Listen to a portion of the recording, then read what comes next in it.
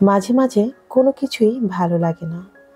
মনে হয় সব কিছু ছেড়ে দূরে চলে যেতে পারলে হাঁপ ছেড়ে বেঁচে যাই। কোথায় যাব, কার কাছে যাব, কি করব, কিছুই জানা নেই। তবুও কোথাও চলে যেতে ইচ্ছে করে। ভীষণ কান্না পায়। মনে হয় বুকের কাছটায় দলা পাখি আটকে আছে কিছু একটা। জীবনের ভার বইতে পারা এত সহজ নয়। জীবনের ভার বইতে বইতে ক্লান্ত হয়ে নুয়ে পড়ে মানুষ। একটু বিশ্রাম প্রয়োজন, নিজের জন্য একটু সময় দরকার, একটা শান্তির ঘুম, একটু সুখের আশ্রয়। জীবনভর এইটুকুর খোঁজেই পথ চলা, এই অল্প বয়সেই হাঁপিয়ে ওঠা জীবন। প্রতিটা মুহূর্ত মুক্তির জন্য ছটফট করে। একটা জ্যোৎস্না রাতে কিংবা বৃষ্টিস্নাত কোনো এক সন্ধ্যায় সব ফেলে দূরে চলে যেতে ইচ্ছে করে। কত দূরে তা জানা নেই। শুধু জানি জীবন থেকে পালিয়ে যেতে হবে। কোথায় যাব সেটা তো জানি না। এক কথায় নিরুদ্দেশ হব। কি নিদারুণ এই অপেক্ষা, তাই না? তবে কি জীবন কখনোই মুক্তি দেবে না মৃত্যু ছাড়া? একটা সময় ভাবি, হয়তো এটাই চরম সত্যি এবং বাস্তবতা। মৃত্যু ছাড়া জীবন থেকে কখনোই মুক্তি নেই। আমরা প্রতিটি দিন শেষে একটা মৃত্যুর অপেক্ষা করি, যে কোন দিন এই জীবন থেকে মুক্তি পাব এবং মৃত্যু এসে আমাদেরকে সাদরে গ্রহণ করবে। জীবন আর মৃত্যুর মাঝখানে দাঁড়িয়ে আমরা শুধু বন্দি পাখির মতো ছটফট করি, কখন আমাদের মুক্তি মিলবে। তবুও সব কিছুর পরে একটা কথাই বলবো, জীবন অনেক সুন্দর। তাই পরিশেষে একটা কথাই বলবো, পৃথিবীতে যতদিন আছেন জীবনটাকে উপভোগ করুন। নিজেকে ভালো রাখুন, নিজেকে ভালোবাসুন। সুপ্রিয় দর্শক, আসসালামু আলাইকুম। আমি লাকি, ঢাকা থেকে বলছি। লাকিস মিনি ওয়ার্ল্ডের পক্ষ থেকে আপনাদের সবাইকে শুভেচ্ছা জানাচ্ছি। কাছে কিংবা দূরে, দেশ এবং দেশের বাহিরে, যে যেখান থেকে আমার আজকের ভিডিওটি দেখছেন কিংবা দেখছেন না, আশা করছি আল্লাহ পাকের অশেষ রহমতে আপনারা সবাই খুব ভালো আছেন।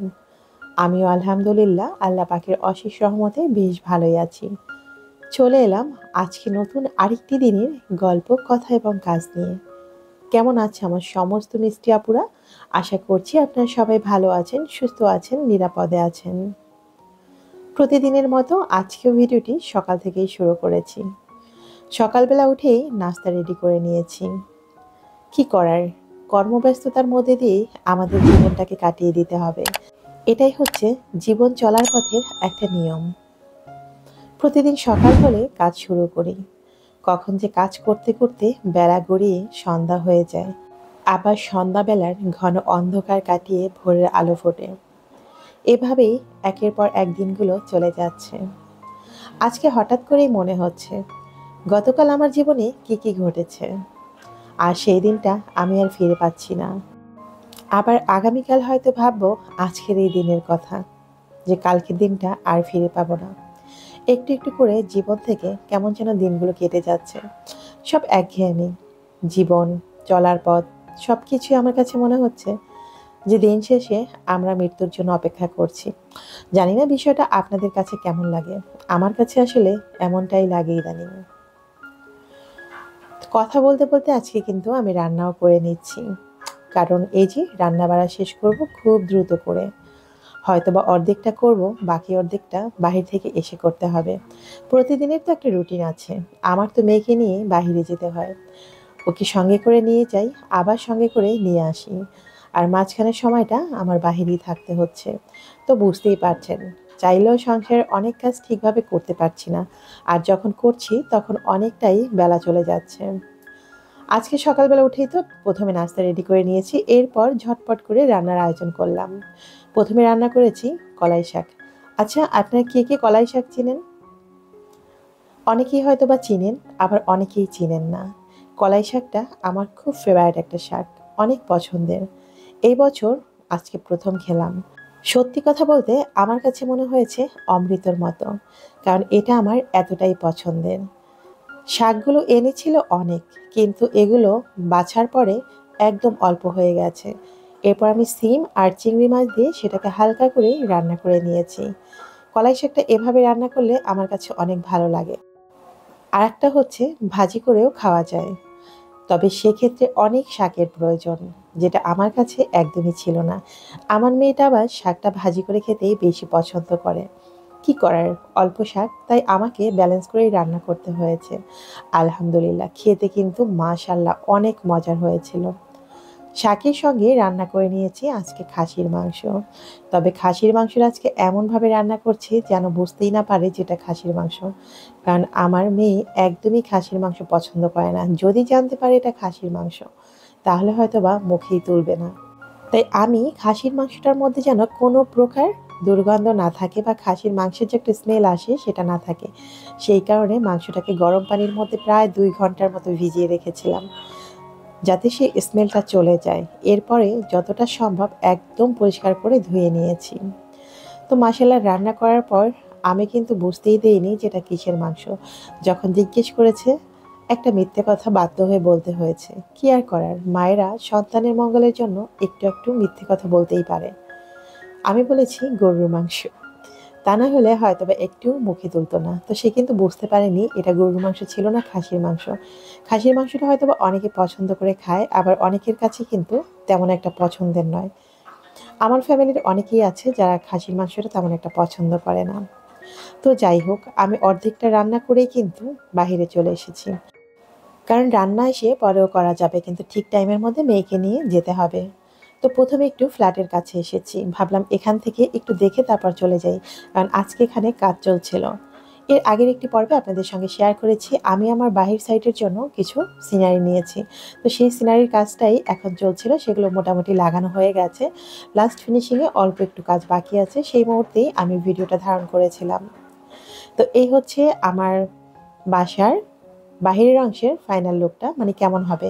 যদিও এখন পর্যন্ত ফাইনালি কিছুই করা হয়নি, আরও অনেক সুন্দর করে বাহিরের অংশটাকে সাজানো হবে। যেহেতু এই মুহূর্তে কাজ চলছে, তো বুঝতেই পারছেন বাহিরের অংশটায় কি অবস্থা হয়ে আছে। আর পুরো বাসার মধ্যেই এখনও কিন্তু একদম ধুলোবালি, সিমেন্ট, বালু দিয়ে মাখাজাখা অবস্থায় রয়েছে।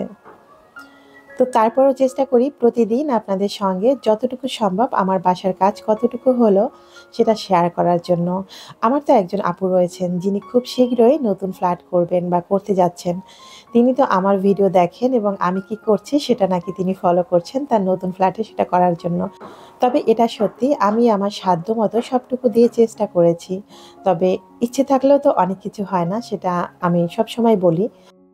তারপরেও আল্লাহ পাখির কাছে অনেক অনেক শুকরিয়া যে আমি যতটুকু পেয়েছি ভালো পেয়েছি। আমি অনেক ভালো আছি, আল্লাহ পাখির অশেষ রহমত আমার উপরে আছেন। তো এই যে বাসার বাহির সাইডের অংশটা মোটামুটি অনেকটাই কমপ্লিট হয়েছে। তো সম্পূর্ণভাবে আপনাদেরকে কিন্তু দেখাতে পারছি না। এই যে দেখুন বাসার বাহির সাইডের নিচের অংশে কিন্তু লোকজন কাজ করছে। তো ভাবলাম যে একটু সাইড কাটিয়ে ভিতরে যাই। ভিতরের অবস্থা কিন্তু এখনো মারাত্মক খারাপ। আর এই যে এখানে একটা কাগজ দিয়ে রেখেছি, এখানে কিন্তু একটা সিনারি লাগানো হয়েছে, ফ্লোর সিনারি যেটা। তো আমার কাছে কিন্তু একদমই ভালো লাগেনি। আর এটার কালারটা ছিল লাল রঙের। লাল রং তো আমার এমনিতেই একদম পছন্দ নয়। তারপর কি করার, যেহেতু লাগিয়ে ফেলেছে আর আপনাদের ভাই এটা পছন্দ করে এনেছে। তবে আমি যদি কখনো সুযোগ পাই, ইনশাল্লাহ আল্লাহ পাক যদি হায়াতে বাঁচিয়ে রাখেন, আমি এটা তুলে ফেলবো। হয়তোবা এখন তুলবো না, কিছুদিন যাক, তারপরে যদি সম্ভব হয় এটা আমি তুলে ফেলবো। তো বাসার মোটামুটি এখন এই অবস্থায় আছে। টাইলসের কাজ তো সম্পূর্ণ কমপ্লিট হয়ে গেছে। এখন মোটামুটি টাইলসের ভিতরে ফিনিশিংটা দেয়া বাকি আছে, মানে যে পুটিংটা লাগানো হয় সেটা বাকি আছে। আর এর আগে যে কাজগুলো সেগুলো আমরা করে নিব। বাসার ভেতরের ওয়ালগুলো এখন পর্যন্ত অনেকটাই কাঁচা ছিল, সেই কারণে কিন্তু আমরা ভেতরে রংটাও করতে পারছি না। যদিও গতকাল থেকে রঙের কাজ শুরু হয়েছে, শুধুমাত্র উপরে প্রথমে যে সাদা রংটা দিতে হয় সেই রংটা দিচ্ছে। যদিও আমি এত ভালো করে নাম ঠাম কিছু জানি না, যতটুকু শুনি বা দেখি সেটাই আপনাদের সঙ্গে শেয়ার করার চেষ্টা করছি। তবে এখন পর্যন্ত ওয়ালগুলোতে দেওয়া হয়নি, ওয়ালগুলো একটু একটু ভেজা রয়ে গেছে। আর একটা জিনিস আপনাদেরকে দেখাচ্ছি, এই যে দেখুন আমার বেলকনিটার এখন যে ফাইনাল লুকটা। এর আগেও কিন্তু আপনাদের সঙ্গে আমার বেলকনিটা দেখিয়েছিলাম। যে টাইলসটা লাগিয়েছিল নিচে, সেই টাইলসটা কিন্তু আপনাদের ভাইয়া খুলে ফেলেছে, মানে সেটা ভেঙে ফেলে তারপরে আবার নতুন করে আগের যে টাইলসটা ছিল উপরের অংশে সেটাই লাগিয়ে দিয়েছে। এখন কিন্তু অনেক সুন্দর লাগছে। তো এই কাজগুলো যেহেতু আমরা এক্সট্রাভাবে করিয়েছি, তাই আমাদের এই কাজগুলো গতকাল রাতে করেছে।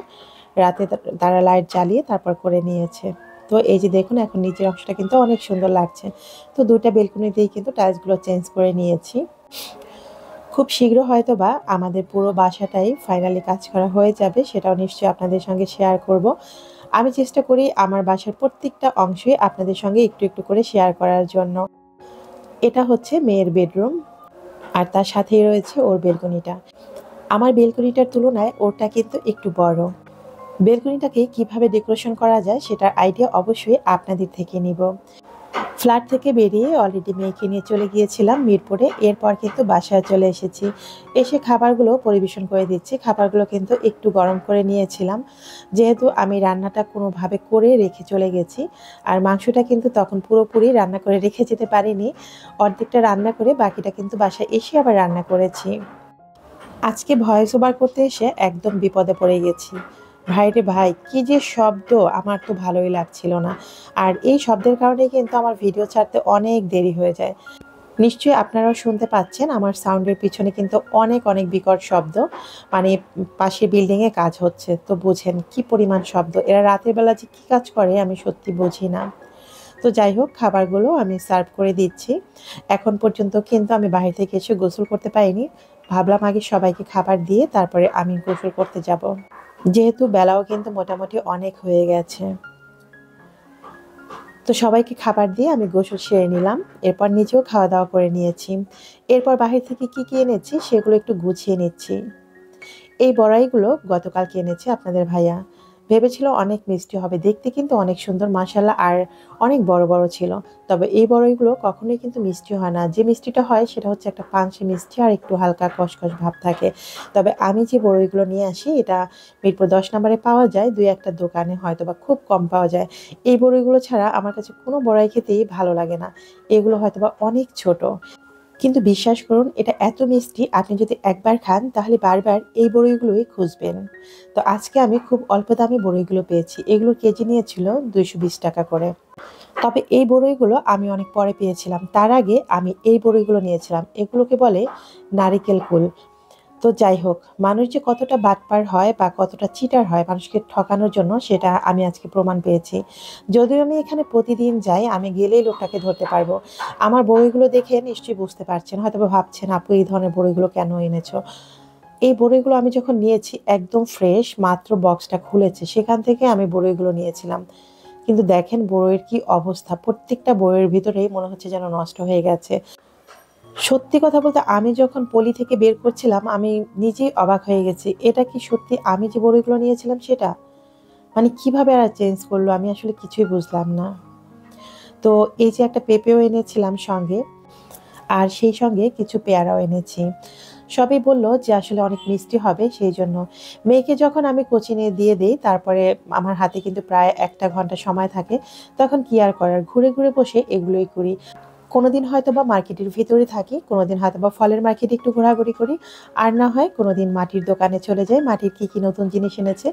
এভাবেই আসলে আমার সময়টা কাটাই। কিছু করার নেই, আসলে ১ টা ঘন্টা তো আমাকে কাটাতে হবে। তো আজকে বিশেষ করে অনেকগুলো ফল এনেছি, বিশেষ করে মেয়ের জন্য। ও এমনিতেই কোনো খাবার খেতে চায় না, ভাত, মাছ, মাংস কোনোটাই খেতে চায় না। ওর জন্যই আসলে বেশি চিন্তা হচ্ছে। সারাদিন শুধু পড়ালেখার মধ্যে থাকে কিন্তু খাওয়ার বেলায় নেই। মায়েদের সবথেকে বড় দুশ্চিন্তার বিষয় হচ্ছে যখন বাচ্চারা খেতে চায় না। সবকিছু ভালো লাগলেও এই জিনিসটা ভালো লাগে না। আর ওদের জন্যই এত আয়োজন করা। তো মেয়ের জন্য আর ছেলের জন্য বার্গার নিয়ে এসেছিলাম। যদিও সেটা ওখান থেকে বানিয়ে নিয়ে এসেছি। ওখানে বসে খাবে না। মেয়েটা বাহিরে গেলে তেমন একটা কিছু খেতে চায় না। আর ইদানিং তো একদমই খাওয়া-দাওয়া সবকিছু বন্ধ করে দিয়েছে। তো যাই হোক বিকেলবেলা ভাবলাম যে পেঁপেটা একটু কেটে দেখি কি অবস্থা। আমার পেঁপে কিন্তু অনেক পছন্দ। শুধু কিনি না কেন জানেন? কাটার পর দেখি একদমই মিষ্টি না, একদম পানসে। আর এইসব জিনিস খেতে একদমই এইজন্য ভালো লাগে না। তো আজকে লোকটা আমাকে গ্যারান্টি দিয়েছে যে অনেক বেশি মিষ্টি হবে। তো মাশাআল্লাহ এটা কাটার পরে বুঝলাম যে না আসলেই অনেক, অনেক বেশি মিষ্টি ছিল। একজন আপু কোয়েশ্চেন করেছেন যে, "আপু আপনার মেয়ের মেডিকেলের রেজাল্ট কি?" তো মাশাআল্লাহ ও যতটুকু প্রিপারেশন নিয়েছে সেই অনুযায়ী মোটামুটি ভালোই এসেছে। তবে ও যেহেতু মেডিকেলে পড়বেই না, সেজন্য অতটা প্রিপারেশন নেয়নি। মানে এক কথায় নেয়নি। ও আসলে ইঞ্জিনিয়ারিং নিয়ে পড়তে চাচ্ছে। তো আগামীকালকে ওর ইঞ্জিনিয়ারিং পরীক্ষা আছে বুয়েটে। তো আপনারা সবাই দোয়া করবেন। আমার যে সকল আপুরা আছেন আমার মেয়েটার স্বপ্ন যেন সত্যি হয়। আর ছোটবেলা থেকে আমার ইচ্ছে ছিল আমার মেয়েটা আমি মেডিকেলে পড়াবো, কিন্তু ও বড় হয়ে সিদ্ধান্ত চেঞ্জ করে ফেলেছে।